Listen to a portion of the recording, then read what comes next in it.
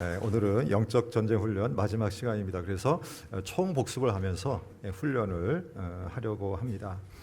여러분, 영적 전쟁 이 대비 훈련에서 중요한 것이 무엇일까요? 여러 가지가 있지만 제일 먼저 오늘 우리가 누구인지를 아는 것입니다. 여러분, 오늘 우리는 누구일까요? 자, 저를 따라서 고백합시다. 나는 그리스도 예수의 군사입니다. 우리 한 번 더 고백합시다. 나는 그리스도 예수의 군사입니다. 예, 맞습니다. 여러분, 오늘 우리는 그리스도 예수의 군사입니다. 그리스도 예수의 군사에게는 크게 네 가지 특징이 있었죠. 여러분 기억나십니까? 큰 네 가지 특징. 첫째, 병사로 복무한다. 둘째, 자기 생활에 얽매이는 자가 없다. 셋째, 병사로 모집한 자를 기쁘게 한다. 그리고 네 번째, 예수님과 함께 고난에 동참한다. 자, 우리 한번 네 가지 다 함께 같이 읽어볼까요? 첫째, 병사로 복무한다. 둘째, 자기 생활에 얽매이는 자가 없다. 셋째, 병사로 모집한 자를 기쁘게 한다. 그리고 네 번째, 예수님과 함께 고난에 동참한다. 여러분, 그리스도 예수의 군사의 복무기간 있을까요? 없을까요? 따로 없습니다. 우리의 생명이 다하는 그날까지 예수 그리스도를 믿는 자들은 그리스도 예수의 군사로 복무합니다. 자, 왜냐하면 영적 전쟁은 계속되기 때문에 그런 것이죠. 자, 지난 한 주간의 삶을 돌아봐 볼까요? 여러분, 영적 전쟁이 없었던 날이 있었나요? 자, 지난 한 주간의 삶을 돌아봐 보시죠. 월요일부터 오늘 아침까지 한번 돌아봐 보세요. 여러분, 매 순간 하루도 영적 전쟁이 없었던 날이 없었어요. 매 순간 영적 전쟁이 있습니다. 그래서 그리스도 예수의 군사들은 제대할 수 없는 거예요. 자, 오늘 2부 예배 들으신 여러분 중에 그리스도 예수의 군사직을 제대하신 분이 있나요? 여러분, 다시 복직하셔야 돼요. 그리스도 예수의 군사들은 제대가 없습니다.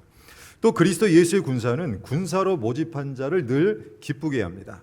자, 오늘 우리를 군사로 불러주신 자가 누구일까요?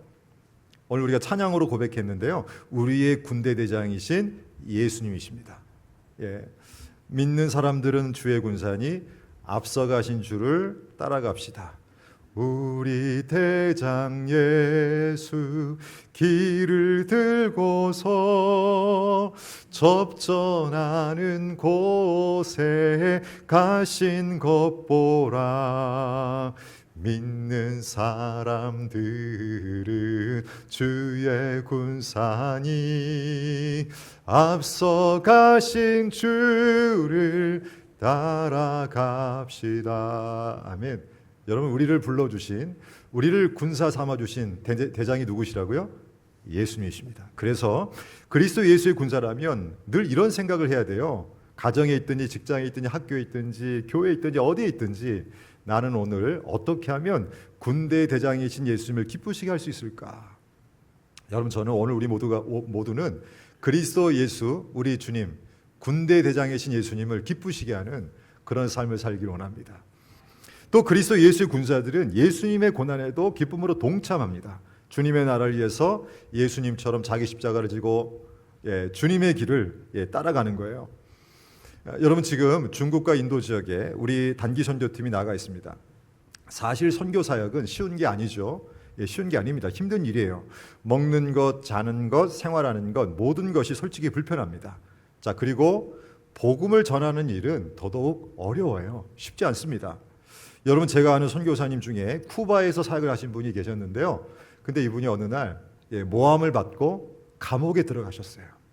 특별히 악한 일, 잘못된 일을 한 것도 없는데, 복음을 전한 일 외에는 없는데 누가 모함을 해서 감옥에 들어갔습니다. 그때 얼마나 힘든 시간을 보내셨던지. 여러분, 그리스도 예수의 군사라면 이런 일을 겪을 수 있습니다. 자, 그러나 이때에도 감내하고 믿음으로 동참할 수 있어야 한다는 거예요. 왜냐하면 그 길이, 복음을 전하는 그 길이 주님의 길, 십자가의 길이기 때문에. 여러분, 우리 주님은 우리를 구원하시기 위해서 끝까지 십자가의 길, 고난의 길을 가신 분이십니다. 그래서 그리스도 예수의 군사라면 여러분, 그 길에 동참해야 합니다. 자, 이렇게 그리스도 예수의 군사에게 중요한 것, 내가 누구인지, 그리고 그리스도 예수의 군사답게 사는 것 중요한데, 또 중요한 것이 있어요. 영적 전쟁 훈련에서 또 중요한 것, 자, 그것은 오늘 우리 모두가 하나님의 전신갑주로 무장하는 것입니다. 그리스도 예수의 군사라면 하나님의 전신갑주로 무장하는 것, 너무나 중요한 거예요. 여러분 이미 여러 번 말씀드린 대로 영적 전쟁은 혈과 육의 싸움이 아닙니다. 사람과의 싸움이 아니에요. 지금 전 세계가 예민해 있는 이 관세 전쟁, 이 관세 전쟁이 아니에요. 경제 전쟁도 아닙니다. 영적 전쟁은 바로 마귀와의 싸움이에요. 악한 자와의 싸움, 악한 영과의 싸움이 이 영적 전쟁입니다. 가끔 보면 마귀의 존재를 부정하는 분들이 있기도 하는 것 같아요. 그러나 여러분 이것은 뭘 모르는 것입니다. 성경은 사단 마귀의 존재를 인정합니다. 여러분 예수님께서 태어나실 때 당시 유대 땅을 다스리던 왕이 헤롯입니다. 여러분 세계사에도 이 헤롯에 대한 이야기가 나오거든요. 헤롯 대왕으로 세계사에 나오는데, 그런데 이 헤롯이 어떤 명령을 내립니까? 동방 박사들로부터 예수님의 탄생 소식을 듣고 2살 아래의 아이들을 다 죽이라고 명령합니다. 자, 그런데 요한계시록 12장에 보면 그 배후에 누가 있었는가를 말씀을 해주는데 바로 사단이 있었다는 거예요. 여러분 사단 마귀는 우리의 눈에 보이지 않습니다. 그러나 눈에 보이지 않는다고 해서 이 존재가 없다는 게 아니에요. 마귀는 지금도 늘 우는 사자처럼 믿는 자들을 노려보고 있습니다. 그래서 성경은 이렇게 말씀하고 있어요. 베드로전서 5장 8절 9절 근신하라 깨어라 너희 대적 마귀가 우는 사자같이 두루다니며 삼킬 자를 찾나니 너희는 믿음을 굳건하게 하여 그를 대적하라. 아멘. 여러분 그래서 그리스도 예수의 군사라면 아무 생각 없이 살면 안 된다는 거예요. 하나님의 전신갑주로 무장해야 합니다. 여러분 제가 여러 번 말씀드렸지만 우리의 영적 전쟁터는 특별한 장소가 아니에요. 유별난 장소도 아닙니다. 우리가 살아가는 삶의 자리, 우리가 늘 경험하고 보고 느끼고 살아가고 있는 이 행동하고 있는 일상의 자리, 가정, 직장, 학교 모든 삶의 자리가 바로 영적 전쟁터라는 거예요. 그래서 이 영적 전쟁은 나와 무관한 이야기가 될 수 없고 나와 무관한 장소가 될 수 없는 것입니다. 여러분 제가 예전에 어떤 분의 간증을 들은 기억이 나는데요. 이분이 회사에서 그동안 준비해온 프로젝트를 발표하는데 막판에 예기치 않은 기술적 결함을 발견하게 되었다는 거예요. 그래서 이제 팀 분위기가 그 전까지는 좋았는데 이제 이 프로젝트를 발표하는 그 시점에서 예기치 않은 기술적 결함을 발견하면서부터 이 팀 분위기가 최악으로 치달았다는 거예요. 서로를 탓하는 말들이 오고 가기 시작했고 분노와 실망감에 사로잡혀서 막 그 감정을 쏟아내더라는 거예요. 더군다나 밤 늦게까지 그동안 수개월 동안 매달려 왔기에 더더욱 이 감정들이 막 힘겹게 나왔다는 것입니다. 그리고 그 순간에 낙심의 마음이 이분에게 찾아오더래요. 내가 팀장인데 왜 이런 일이 생겼을까? 나는 하나님을 믿는 사람이고 지금까지 열심히 지금 이 일을 했는데 왜 이런 일이 생겼지? 하나님이 도와주셨으면 좋았을 텐데 왜 하나님이 나를 도와주지 않은 건가? 하나님이 함께 하셨는가? 이런 질문들까지 올라오더라는 거예요. 그런데 그 순간에 이분 안에 동시적으로 또 한 가지 생각이 스쳐갔는데 지금 이 힘겨운 상황 속에서 내가 지금 경험하고 있는 이 감정이 그리고 내 마음을 지금 막 이렇게 휘젓고 있는 이 어두움들이 혹시 마귀가 더 그런 것은 아닐까? 이런 생각이 올라와서 순간 모든 생각을 멈추고 탕비실에 가서 조용히 무릎을 꿇고 이분이 기도하기 시작이 됩니다. 자, 그러자 그 순간 하나님이 그 올라갔다 내려갔다 업앤다운 하는 그 마음을 만져주시더라는 거예요. 그러면서 점차로 안정되고 힘을 얻게 되어지면서 그 위기를 이겨냈다라고 하는 간증을 그분이 하시더라고요. 여러분 영적 전쟁은 특별한 장소가 아니라는 거예요. 지금 우리가 사는 모든 장소에서 일어난다는 것입니다. 그래서 주님께 부름받은 그리스도 예수의 군사라면 여러분 반드시 무장해야 한다는 것입니다. 자, 어떻게 해요? 하나님의 전신갑주로. 자, 그런 점에서 오늘 이 시간에 우리 모두 그리스도 예수의 군사답게 하나님의 전신갑주로 또 무장해 봅시다. 자, 여러분 준비되셨나요? 준비되셨습니까? 제가 하나님의 전신갑주를 입으라 라고 말하면 자, 여러분들이 답을 하는 것입니다. 하나님의 전신갑주를 입으라.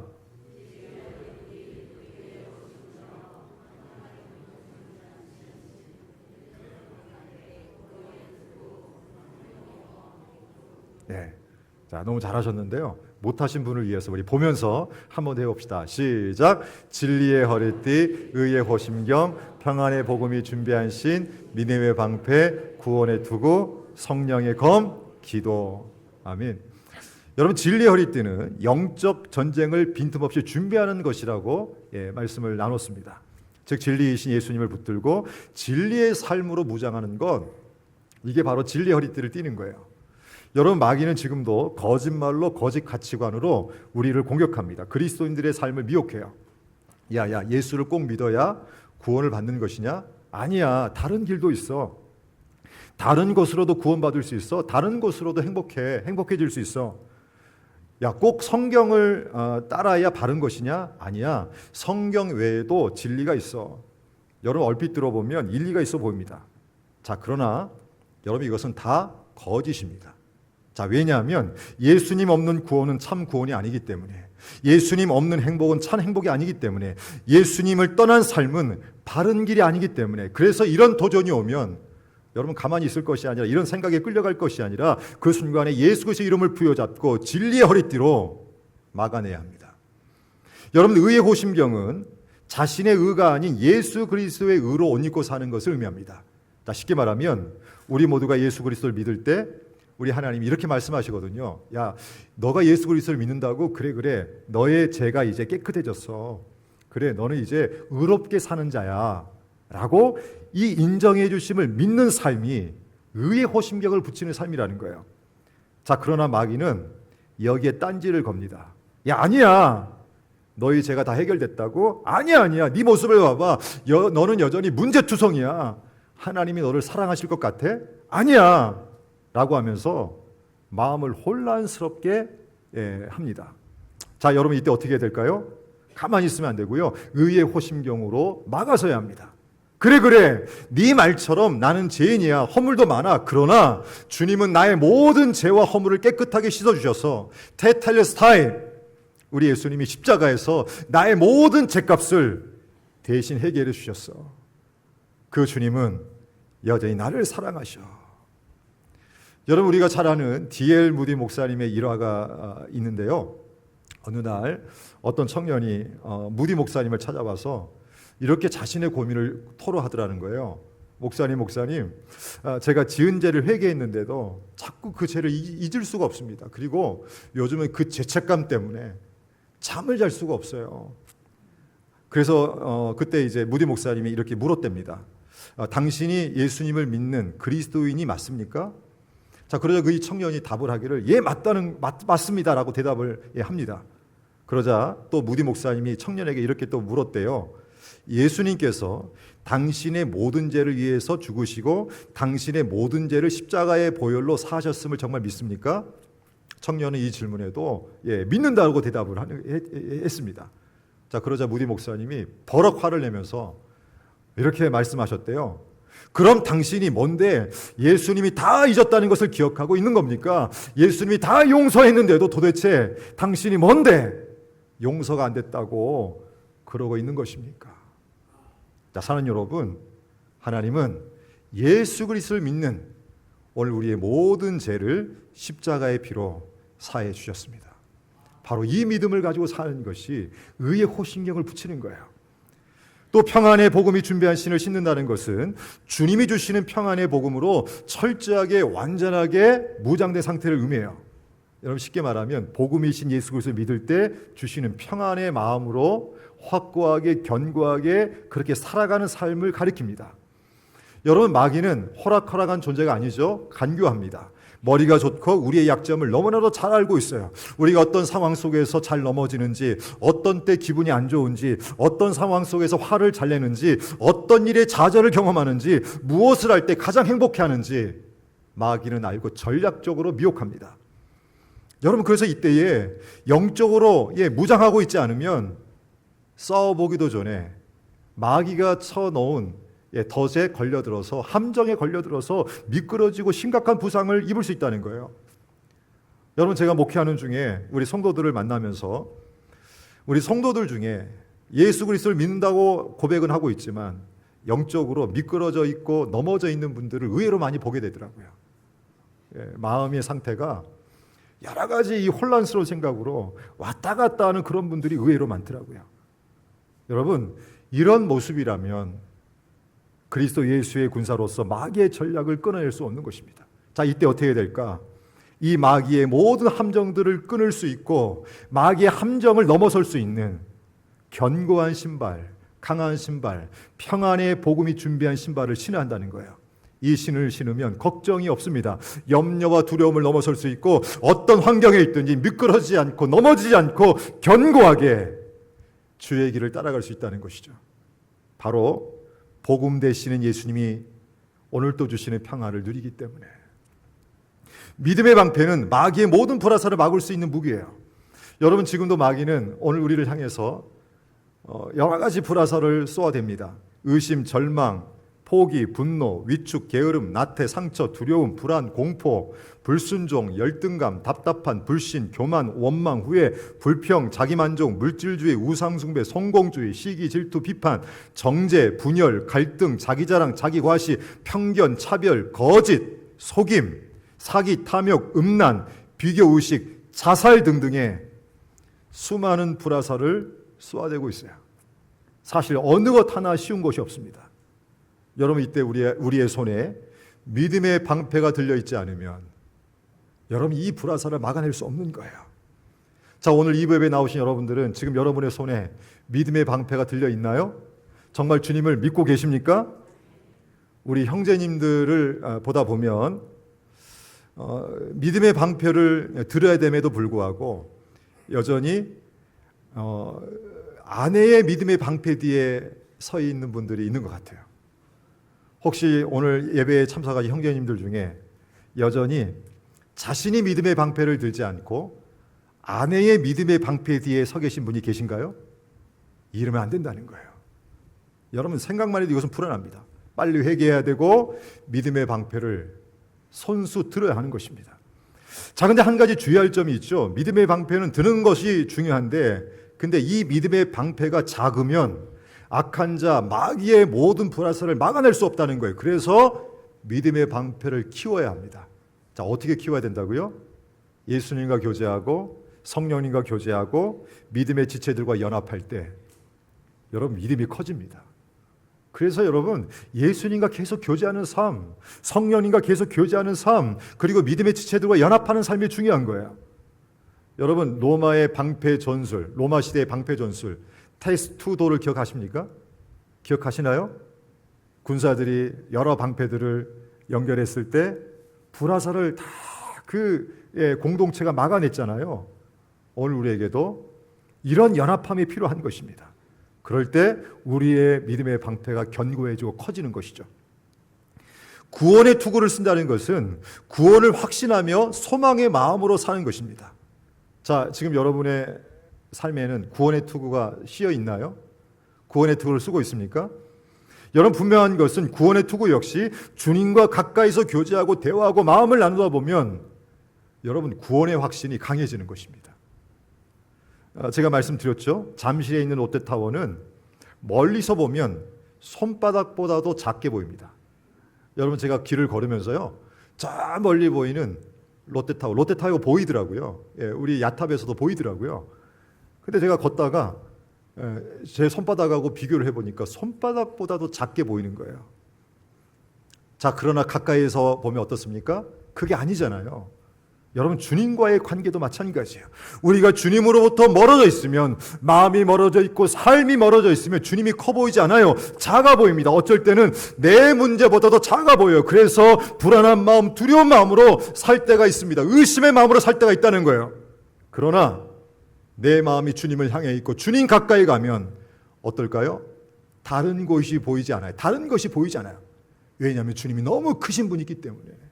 주님 가까이 가서 주님과 교제하기 시작하면 주님이 너무나 위대하신 분인 걸 알기 때문에 다른 문제, 다른 데 마음을 두지 않고 우리 주님을 의지하는 그 믿음으로 담대히 살아갈 수 있다는 거예요. 그래서 시편 23편에 보면 구원의 투구를 쓰고 있던 다윗이 이런 찬양을 합니다. 시편 23편 4절 5절 다 함께 같이 읽어볼까요? 내가 사망의 음침한 골짜로 다닐지라도 해를 두려워하지 않을 것은 주께서 나와 함께 하심이라. 주의 지팡이와 막대기가 나를 안위하시나이다. 주께서 내 온수의 목전에서 내게 상을 차려주시고 기름을 내 머리에 부으셨으니 내 잔이 넘치나이다. 아멘. 여러분, 사망의 음침한 골짜기 말로만 들어도 얼마나 어려운 자리입니까? 근데도 두려워하지 않는다는 거예요. 예, 주님이 함께 하신다는 거예요. 내 온수의 목전, 여러분 생각만 해도 마음에 불안을 주잖아요. 근데 내 온수의 목전에서도 주님이 상을 차려주시고 그래서 내 잔이 넘친다는 거예요. 여러분, 믿음의 사람 다윗은 가까이 계시는 주님을 바라봤습니다.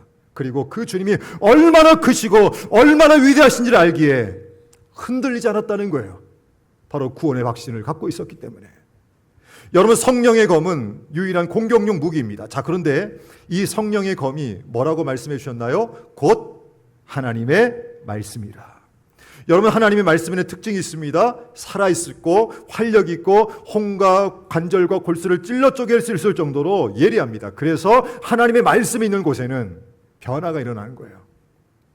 여러분, 제가 지난주에 법칙 알려드렸잖아요. 이 티토라는 법칙 기억하시나요? Treasure in, treasure out. 예. 근데 저희 딸이 그 예배를 끝나고 오후에 저한테 그러는 거예요.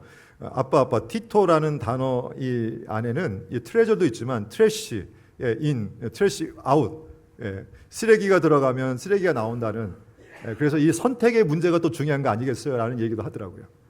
여러분, 오늘 우리는 진짜 보물 되신 하나님 말씀을 선택하고 우리의 심령 가운데, 우리의 생각 가운데, 우리의 중심 가운데 하나님 말씀을 입력해야 합니다. 하나님 말씀을 넣어야 돼요. 살아있고 활력있고 모든 것을 찔러 쪼갤 수 있는 하나님의 말씀이 우리 안에 들어오면, 우리의 생각에 들어오면, 우리의 마음과 중심에 들어오면 그때부터 말씀의 능력이 드러나기 때문에 여러분, 우리는요 다른 삶을 살게 되어지는 거예요. 소망의 걸음을 걷게 되어지는 거예요. 능력의 삶을 살게 되어지는 거예요. 감사의 삶을 살게 되어지는 거예요. 그래서 오늘 또 여러분에게 강하게 권면합니다. 매일매일 하나님의 말씀을 여러분의 마음과 생각과 중심에 입력하십시오. 하나님의 말씀을 묵상하십시오. 하나님 말씀 앞에서 회개하시고 늘 순종해 보십시오. 그러면 어떠한 마귀의 전략도 끊을 수 있는 강력한 성령의 검, 하나님의 말씀의 능력을 경험하게 될 줄 믿습니다. 자, 다시 한번 우리 하나님의 전신갑주를 무장해 볼까요? 자, 앞에 나와 있는 이 표현들을 그대로 한번 읽어봅시다. 시작. 진리의 허리띠를 띠고 의의 호심경을 붙이고 평안의 복음이 준비한 것으로 신을 신고 믿음의 방패를 들고 구원의 투구를 쓰고 성령의 검을 가지라. 아멘. 자, 오늘은 하나님의 전신갑주 중 마지막 무기인 기도에 대해서 말씀을 나누고자 합니다. 자, 우리 18절, 오늘 본 18절 말씀 다 함께 같이 읽어봅시다. 모든 기도와 간구를 하되 항상 성령 안에서 기도하고 이를 위하여 깨어 구하기를 항상 힘쓰며 여러 성도를 위하여 구하라. 아멘. 여러분, 짧은 구절이지만 이 18절 말씀에 기도라는 표현이 무려 5번이 나옵니다. 기도, 간구, 기도하고 구하기를 구하라. 아멘. 여러분, 성경을 읽다가 반복해서 나오는 단어가 있다면 주목해야 합니다. 자, 왜 그럴까요? 주님이 강조하시는 어떤 중요한 것이 담겨있기 때문에 그렇습니다. 여러분, 기도는 중요한 것입니다. 아브라함 시대에도 기도가 중요했고 모세 시대에도 기도가 중요했고 다윗 시대에도 기도가 중요했고 오늘 본문을 기록한 사도 바울 당시에도 기도가 중요했습니다. 그리고 21세기를 사는 지금도 기도는 중요하고 앞으로도 기도는 중요합니다. 그래서 주님이 오늘 본문 하나님의 전신갑주를 말씀하실 때 마지막으로 기도를 강조하신 것입니다. 자, 그러면 질문이 있는데요. 여러분, 기도가 뭘까요? 기도가 뭘까요? 자, 기도는 자, 오늘 이제 몇 가지 정의들을 나눌 텐데요. 기도는 주님과의 호흡입니다. 주님과의 호흡. 자, 한번 호흡을 해볼까요? 자, 어깨를 펴시고 공기를 한번 들여 마셔보십시오. 그래, 공기를 내뱉어 보십시오. 한번 호흡해 보세요. 여러분, 호흡만 잘해도 우리의 몸은 건강해집니다. 여러분, 마찬가지로 우리가 주님과 호흡하면 영적으로 지쳐있던 마음에 주님의 생명의 기운이 들어오는 거예요. 답답했던 마음에 주님이 주시는 신선한 생명의 기운이 들어옵니다. 이것이 기도의 은혜입니다. 그래서 기도하는 분들을 보면 힘이 있습니다. 밝아진다는 거예요. 여러분, 우리 주님이 어떤 분이실까요? 우리 주님은 햇살보다 더 밝고 빛나는 분이십니다. 그런데 기도하면 햇살보다 더 밝고 빛나는 그 주님의 빛이 우리에게 들어옵니다. 햇살보다 더 밝고 빛나는 주님의 영광이 오늘 우리의 마음속에 드러납니다. 그래서 요한복음 8장 12절에서 주님이 이렇게 말씀하셨어요. 자, 이 말씀은 같이 읽어볼까요? 예수께서 또 말씀하여 이르시되 나는 세상의 빛이니 나를 따르는 자는 어둠에 다니지 아니하고 생명의 빛을 얻으리라. 아멘. 바로 기도로 우리 주님과 호흡하면 우리 주님의 생명의 빛이 들어오기 때문에 어둠에 다니지 않는데요, 생명의 빛을 얻는다는 거예요. 또 기도는 하나님의 음성을 들을 수 있는 영적인 통로입니다. 2025년도 들어와서 우리나라에 한 가지 현상이 일어났는데요. 어떤 현상이냐면 러닝하는 분들이 많아졌습니다. 그러니까 작년에도 물론 있었지만 올해 들어와서는 더 많아진 것 같아요. 제가 며칠 전에도 탄천에 가보니까 남녀노소 할 것 없이 뛰시는 거예요. 그리고요, 어떤 그룹은 교회에서 온 것 같아요. 그러니까 한 20명 정도 모였는데 제가 지나가다가 들어보니까 거기서 목사님 이렇게 부르는 소리가 들려요.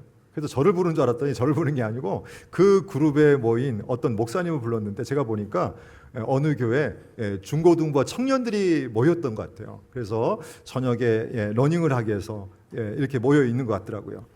근데 제가 뛰는 분들을 자세히 봐보니까 그냥 뛰지 않고 귀에 이어폰을 끼고 뛰는 분들이 많더라고요. 아마 이제 음악을 들으면서, 경쾌한 음악을 들으면서 막 달리기를 하시는 것이죠. 여러분, 어쩌면 기도도 동일합니다. 우리가 인생이라는 길에서 걷거나 뛸 때, 그때 기도를 하게 되어지면 마치 이어폰을 낀 것처럼 하나님의 음성을 듣게 되어진다는 거예요. 여러분, 그러면요, 힘이 나는 것입니다. 여러분, 바벨론 포로 세대인 느헤미야가 어느 날 고국에 돌아와서 성벽을 재건할 때 힘겨운 시간이 많았어요. 어려운 시간이 많았어요. 고통의 시간이 있었어요.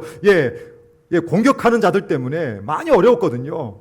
그런데도 느헤미야서를 보면 느헤미야가 어떻게 합니까? 기도를 합니다. 계속 기도를 해요. 기도에 이어폰을 끼고 하나님의 음성을 듣습니다. 그래서일까요? 느헤미야의 모습 안에 담대함이 나타나는 거예요. 여러분, 우리가 기도를 통해서 하나님의 음성을 듣게 되어지면, 기도에 이어폰을 끼고 하나님의 은혜를 잊게 되어지면 그때부터 우리의 생각과 우리의 감정과 우리의 마음은 달라지는 것입니다. 감사함이 올라오고요, 기대감이 생기는 거예요. 여러분, 제가 몇 주 전에 저희 부모님 모시고 점심 식사를 이제 어디 나가서 하는데요, 저희 아버지가 고백을 하셨는데, 어떤 고백을 하셨냐면, 저희 아버지가 요즘 들어서 기도하려고 하면 보통 이제 저녁 시간에 2시간 이상 기도하시거든요. 근데 이제 기도하려고 하면 귀에서 찬송 소리가 들린다는 거예요. 그러니까 저희 아버지의 고백입니다. 그래서 제가 물어봤어요. 아버지, 진짜예요? 기도를 하려고 하면 귀에서 찬송 소리의 반주가 나온다는 거예요. 한 4곡 정도가 반복된답니다. 그래서 물어봤어요. 아버지, 진짜냐고. 진짜랍니다. 86세 된 저희 아버지의 고백이에요. 그래서 그 기도 시간이 너무 행복하다는 거예요. 여러분, 제가 그 얘기를 듣고, 와, 이럴 수도 있구나. 하나님 은혜를 주시는구나. 얼마나 밝게 그 고백을 하시는지. 여러분, 제가 몇 번 고백 드렸지만 저희 아버님 건강이 그렇게 여의치 않거든요. 기도 잘 안 들려요. 귀가 보청기를 끼셔도 잘 안 들리는데, 이상하게 보청기 다 빼고 그 저녁 시간에 기도를 시작하려고 하면 반주 소리가 들린다는 거죠. 제가 그때 느낀 것은 이것입니다. 와, 기도의 이어폰을 통해서 하나님이 은혜를 주고 계시는구나. 여러분, 힘겨운 자리에 있다 할지라도 우리가 주의 이름 붙들고 기도하면 그 순간에 하나님께서 우리에게 우리의 영혼이 안식할 수 있는 은혜를 주신다는 거예요. 또 기도는 성령의 능력을 경험하는 통로입니다. 여러분, 성령의 은혜는 고민 많이 한다고 경험되어지는 것이 아니에요. 생각을 많이 한다고 솟아나는 것이 아닙니다. 기도해야 경험할 수 있는 거예요. 그래서 고민을 줄이고 생각을 줄이고 기도해야 합니다. 가정이 변화되어지고 회복되어지는 이 성령의 역사를 경험하려면 계획을 세우고 연구를 하고 대책을 많이 세운다고 해서 그렇게 되는 것이 아닙니다. 기도할 때 변화가 일어나고 기도할 때 성령께서 인도해 주십니다. 여러분, 교회가 은혜 충만하고 풍성한 열매를 누리려면 프로그램이 많다고 이벤트를 많이 한다고 되는 것이 아니라는 거예요. 성도들이 모일 때마다 기도하고 모일 때마다 부르짖으면 영적으로 부흥한다는 것입니다. 그래서 우리 주님이 누가복음 11장 13절에서 뭐라고 말씀하셨나요? 자, 이 말씀 같이 읽어봅시다. 너희가 악할지라도 좋은 것을 자식에게 줄 줄 알거든 하물며 너희 하늘 아버지께서 구하는 자에게 성령을 주시지 않겠느냐 하시니라. 아멘. 여러분, 악한 자도 자식에게 좋은 것을 줄 줄 아는데 하물며 너희 하늘 아버지께서 구하는 자에게, 기도하는 자에게, 부르짖는 자에게 성령을 주시지 않겠느냐. 반드시 성령을 주시겠다는 거예요. 여러분, 그래서 지금도 우리가 할 일은 기도입니다. 기도하는 자 위에, 기도하는 가정 위에, 기도하는 교회에 성령을 부어주시기 때문에. 여러분, 또 기도는 하나님의 전신갑주를 강하게 만들어요. 자, 저를 따라해 주시겠습니까? 기도는 하나님의 전신갑주를 강하게 만든다.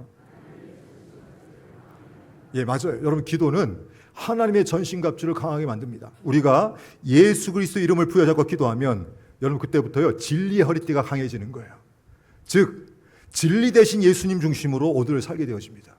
우리가 예수 그리스도 이름 붙들고 기도하기 시작하면 하나님의 은혜로 주어진 그리스도의 의의 호심경을 강하게 붙이고 오늘 살 수 있다는 거예요. 우리가 예수 그리스도 이름으로 늘 기도하면 평안의 복음이 준비한 신발을 신고 분명하게 평안의 은혜를 누리면서 오늘 살게 되어진다는 거예요.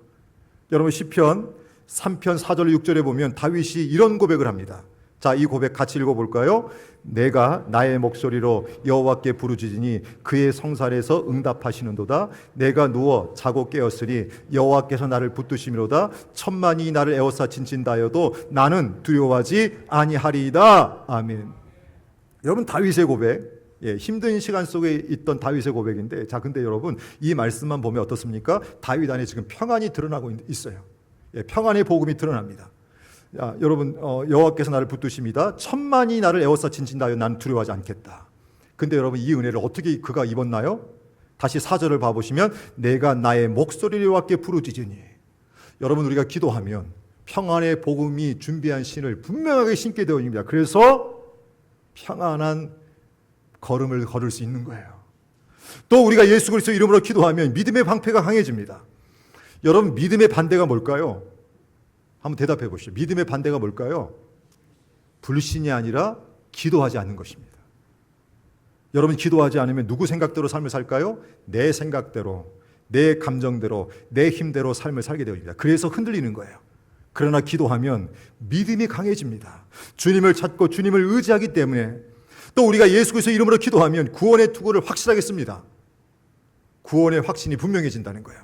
또 우리가 기도하면 성령의 검, 말씀의 검을 확실하게 들고 오늘을 살게 되어집니다. 여러분, 저나 여러분 안에 지금도 수많은 생각이 있지 않나요? 근데 말씀의 검을 드는 자가 기도하면 그때부터 이 말씀의 검이 여러분 예리하게 내 안에 있는 잡생각들, 거룩하지 못한 생각들을 다 끌어낸다는 거예요. 그래서 말씀 붙들고 기도하는 자가 말씀의 능력을 입고 그 은혜 속에 힘을 내는 것입니다. 여러분, 이것은 이론도 아니고 지식도 아니고 관념도 아니에요. 실제로 삶의 자리에서 기도하면 하나님의 전신갑주가 강해지는 은혜를 누린다는 거예요. 그래서 기도해야 합니다. 또 기도는 영적인 무기입니다. 여러분, 마귀가 어떤 자를 가장 두려워하는지 아십니까? 기도하는 자를 두려워해요. 오늘도 제가 여러분들의 얼굴을 봐볼 때 느껴지는 것이 있습니다. 제가 여러분들을 오늘 또 이렇게 봐보니까 느껴지는 것이 있어요. 염려 없는 분이 한 분도 없구나. 문제 없는 가정이 한 분도 없구나. 다 염려가 있잖아요. 다 문제가 있잖아요. 다 어려움과 두려움이 있지 않나요? 마귀는 이때를 노리는 것입니다. 우리가 힘들다, 어렵다, 고민된다, 걱정이다, 답답하다, 불안하다, 두렵다, 지친다, 못 살겠다, 내 삶은 늘 왜 이 모양이냐, 후회된다 라고 하는 마음이 가득할 때, 그리고 그 말들이 쏟아질 때 마귀는 전략적으로 공략한다는 거예요.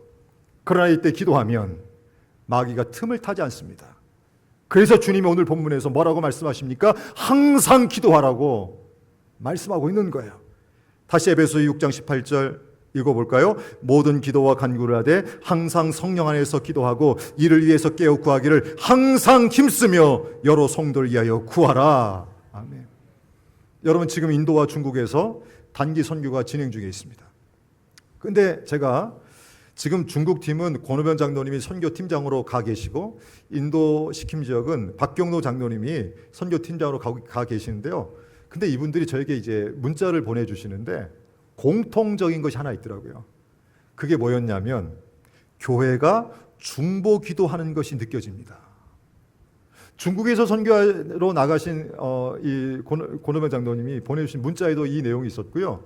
인도 지역에 가셔서 지금 사역하시는 박경로 장로님을 통해서 온 문자에도 이 내용이 있었어요. 여러분 제가 그 문자를 받아보면서 너무 감사하더라고요. 여러분 사실 선교지는 영적 전쟁터입니다. 마귀의 방해가 거긴요 현실적으로 있는 곳이에요. 그러나 교회가 기도하고 단기 선교팀이 기도하고 여러분들이 릴레이 게시판에 기도 게시판에 썼잖아요. 아침, 점심, 저녁 그 게시판에 이름 쓰신 대로 아침, 점심, 저녁 기도를 하고 계시고 그리고 우리가 지난 주 중에 교회에 모여서 10시에 모여서 계속적으로 현장에서 기도하고 그리고 우리 중보기도실에서 중보기도팀이 쉬지 않고 기도한 결과가 무엇인가 보니까 영적 전쟁이 심한 그 영적 전쟁터 선교지에서도 하나님이 기도를 통해서 이들을 강하게 사용하고 있음을 보게 되더라고요. 여러분 어제 저녁 늦게 인도 시킴 지역에서 사진을 보내주셨는데요. 여러분 인도 시킴 지역에는 초등학생 아이들도 2명 가 있거든요. 근데 이 아이들이 사역하는 모습들이 나오는데 얼마나 행복하게 기쁨으로 사역하는지 제가 그 모습을 보면서 와!